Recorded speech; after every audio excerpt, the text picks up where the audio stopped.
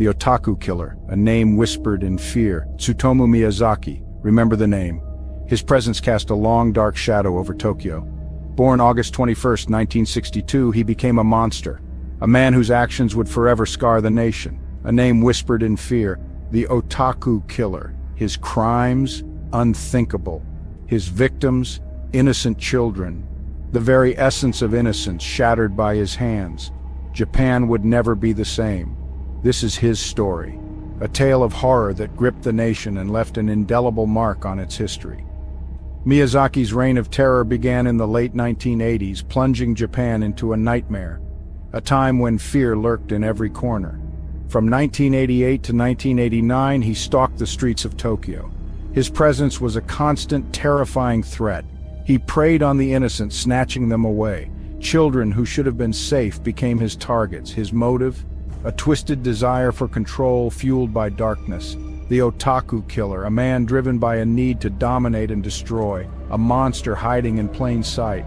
He walked among the unsuspecting, blending into the crowd. He blended in, appearing normal, but those who looked closer could see the darkness in his eyes. But beneath the surface, a storm raged, a storm of violence and terror that he could barely contain, a storm that would soon break, unleashing horror upon Japan. The nation would never forget the name Tsutomu Miyazaki, the Otaku Killer. The year was 1988. Tokyo was a bustling metropolis, a city that never seemed to sleep. August. The sweltering heat hung heavy over Tokyo. The sun blazed relentlessly, making the air thick and oppressive. A sense of unease settled over the city. The usual vibrancy of Tokyo's streets was replaced by an eerie stillness. The disappearance of 4-year-old Mari Kano sent shockwaves through the community. Her innocent face on missing posters haunted the city. She vanished without a trace. Days turned into weeks, weeks into months. Hope dwindled. The police were baffled. They scoured every corner but found nothing. They had no leads, no suspects. The investigation seemed to be at a standstill. Little Mari Kano was gone. Then a gruesome discovery, a child's toy abandoned in the woods, hinted at a darker truth. Human bones, charred and broken, were found scattered in the woods. The scene was haunting, a grim reminder of a lost life. The remains were too badly burned to be immediately identified. Forensic experts worked tirelessly, piecing together the evidence, but a horrifying truth began to dawn on investigators. Mari Kano was gone. The evidence pointed to a chilling conclusion, and she was not alone. The shadow of a predator loomed over Tokyo, and the city would never be the same again. Panic gripped Tokyo. Parents were terrified. Children were kept indoors. The city that never sleeps was paralyzed by fear. The boogeyman was real, and he walked among them. Newspapers ran headlines screaming of a child killer on the loose. Every day brought fresh fears, new warnings. The police were under immense pressure to catch the monster, but he was always one step ahead, vanishing into thin air. The disappearances continued, each one a horrifying echo of the last. The victims, all young girls, all taken from their homes, all vanished without a trace. The city held its breath, waiting, dreading what might come next. Miyazaki's crimes were as shocking as they were baffling. He didn't just kill his victims, he tormented them, playing twisted games.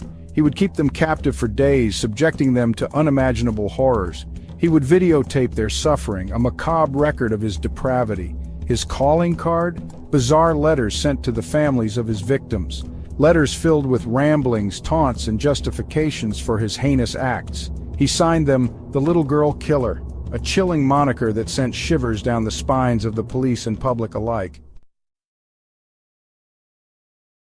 Section 5. The Shadow of Anime and Manga, A Killer's Obsession. As the investigation into Miyazaki's crimes deepened, a disturbing picture began to emerge. Miyazaki was an otaku, a term used to describe those obsessed with anime, manga, and video games. His apartment was a shrine to these interests, overflowing with videos, comics, and figurines. Some experts began to speculate that Miyazaki's crimes were influenced by the violent and often disturbing content he consumed. Could his obsession with fictional horror have bled into reality, blurring the lines between fantasy and reality? Section 6. A Father's Nightmare. The Discovery of Mari Kano. Months after Mari Kano's disappearance, her father made a grisly discovery. He found a package left on his doorstep. Inside a small cardboard box. His heart pounded as he opened it. It contained Mari's bones along with some of her clothing and teeth. Accompanying the remains was a postcard with the words, "Mari, cremated, bones, investigate, prove." The police finally had what they needed to connect Miyazaki to the murders.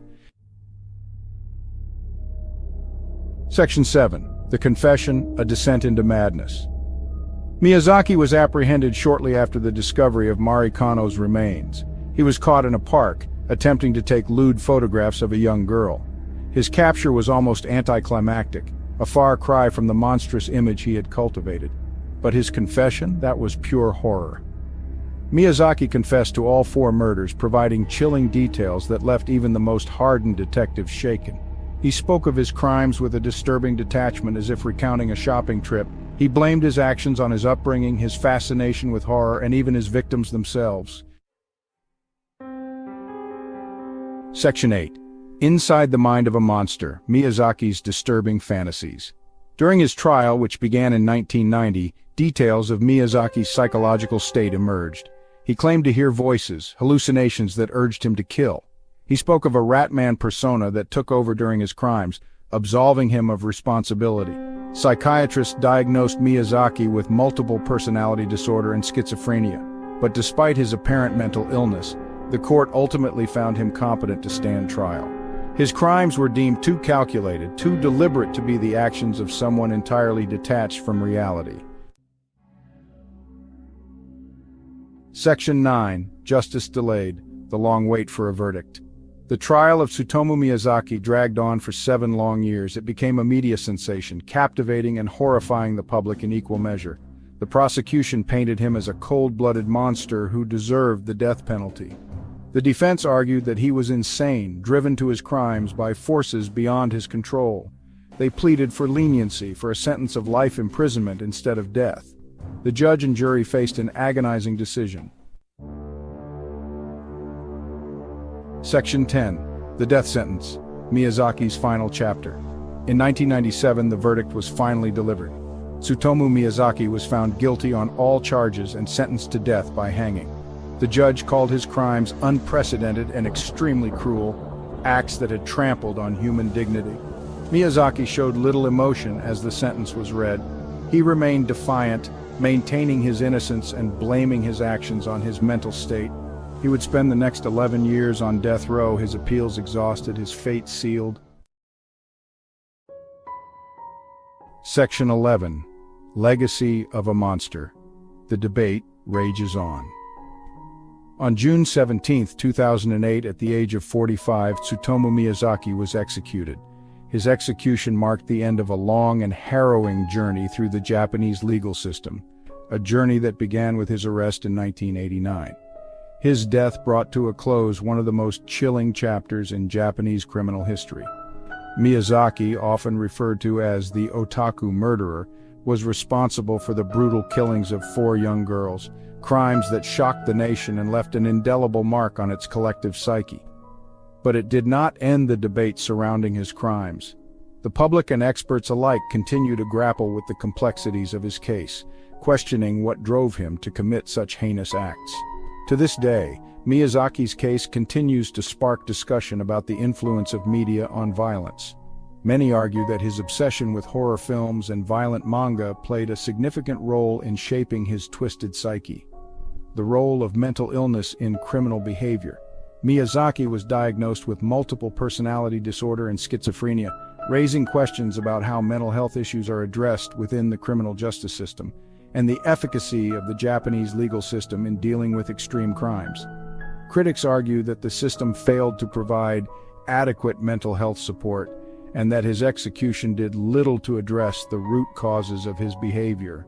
His name will forever be etched in the annals of true crime, a chilling reminder of the darkness that can lurk beneath the surface of even the most seemingly ordinary individuals. His story serves as a cautionary tale, urging society to look deeper into the factors that contribute to such unimaginable acts. A chilling reminder of the darkness that can lurk beneath the surface of even the most seemingly ordinary individuals. As we continue to explore the depths of human behavior, Miyazaki's case remains a stark example of the complexities and challenges that lie ahead.